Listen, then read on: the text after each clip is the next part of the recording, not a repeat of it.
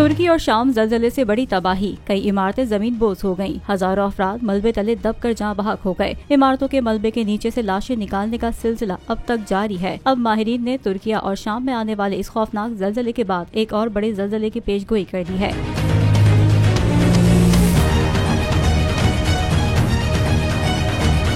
अगले 15 रोज में पाकिस्तान और भारत के इलाके खौफनाक जलजले की लपेट में आ सकते हैं। नीदरलैंड के साइंसी और टेक्नोलॉजी इंस्टीट्यूट के मुताबिक जनूबी एशिया में अगले 12 से 72 घंटे अहम हैं, जिनमें जलजले आ सकते हैं, मगर उनकी शिद्दत कम हो सकती है। इससे कबल भी नीदरलैंड के रिसर्चर ने तुर्किया और शाम में तबाहकुन जलजले की 3 रोज कबल ही पेशगोई कर दी थी।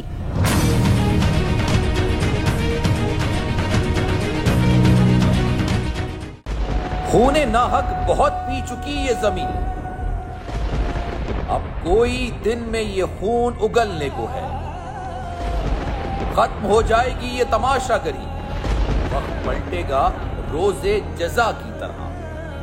ये जो पेशावर में ताजा लहू है बहा, एक क़यामत करेगा फलक पर बपा।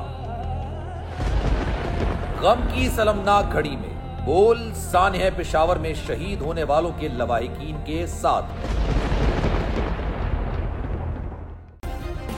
सब्सक्राइब करें और बेल दबाएं ताकि कोई खबर रह न जाए।